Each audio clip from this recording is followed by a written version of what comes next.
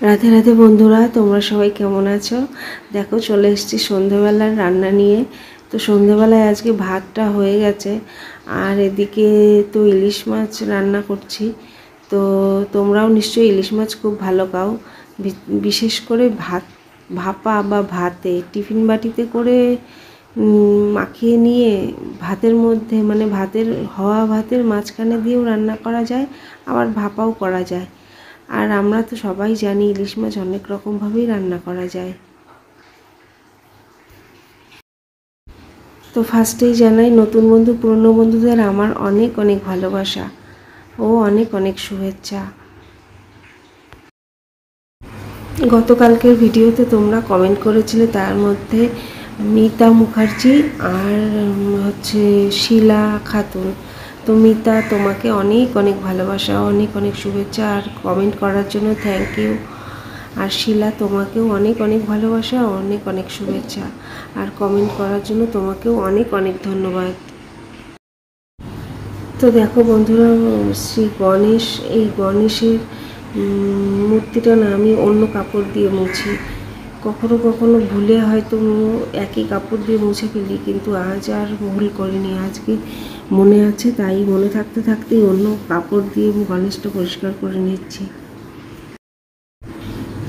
আর এদিকে দেখো, ঘরে তো অনেক জামা কাপড় পরে রয়েছে, সেগুলো সব ভাঁজ করতে হবে। তো একটা একটা করে সব ভাঁজ করছি।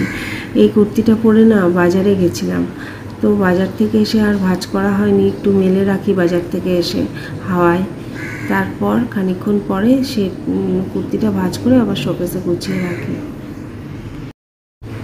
তো নতুন বন্ধু পুরনো বন্ধু, তোমাদের যদি ভিডিওটি ভালো লেগে থাকে তাহলে অবশ্যই লাইক, কমেন্ট, শেয়ার ও সাবস্ক্রাইব করতে ভুলো না, তাহলে আমার ভিডিওটি পৌঁছে যাবে সবার আগে তোমার কাছে। সন্ধ্যাবেলাতেই কাজ করতে করতে না হাঁপিয়ে গেছি, তাই একটু ভাবছি জল খেয়ে নিই। আর আমি না ফ্রিজের ডাইরেক্ট জল খাই, মানে ফ্রিজের ডাইরেক্ট ঠান্ডা জলই খাই, নর্মাল জলের সাথে মিশিয়ে নিই না। তো অনেকে বারণ করেছে, কিন্তু ভালো লাগে না। আবার নর্মাল জল নেব, তারপর নর্মাল জলের সাথে মেশাবো, তারপর খাবো, তেষ্টাটা যেন চলে যায়। ওই জন্যই একবারে ফ্রিজ থেকে বার করে একবারে ডাইরেক্ট ঠান্ডা জলটাই খেয়ে নিই। এদিকে দেখো, কলিং দিয়ে আমি ড্রেসিং টেবিলটা ভালো করে মুছে নিচ্ছি, তাহলে পরিষ্কার হয়ে যাবে কাজটা। আর অনেক দিন মোছাও হয়নি কলিং দিয়ে, সেই দু সপ্তাহখানেক আগে মুছেছিলাম কলিং দিয়ে। তো আজ আবার কলিংটা নিয়েছি, কলিং দিয়ে আবার পরিষ্কার করে নিচ্ছি।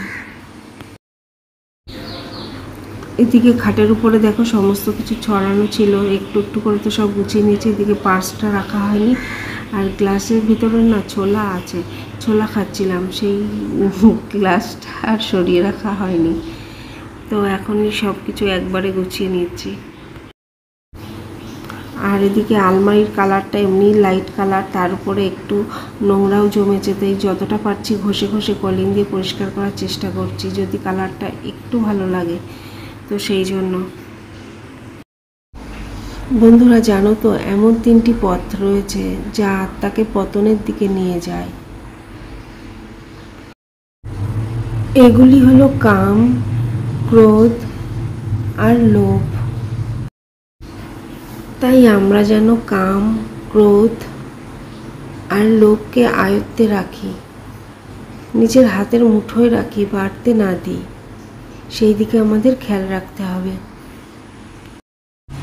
কিছু না জানলেও আমরা এইটুকু জানি যে লোভে পাপ আর পাপে মৃত্যু।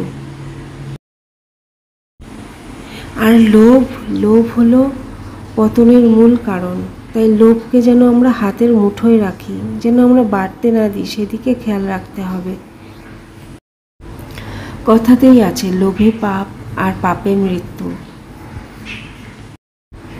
তো বন্ধুরা দেখো, এদিকে আমার সব কাজই তো হয়ে গেছে। আজকে ফার্স্টেই রান্নাঘরে চলে গেছিলাম, তো সেই জন্য রান্নাঘরের রান্নাটা হয়ে গেছে। আর এদিকে ঘর গোছানোও তো সব হয়ে গেছে, আর বাকি ছিল সিঁড়িটা একটু ঝাড় দেওয়া বাকি ছিল, তো সিঁড়িটাও ঝাড় দিয়ে নিচ্ছি।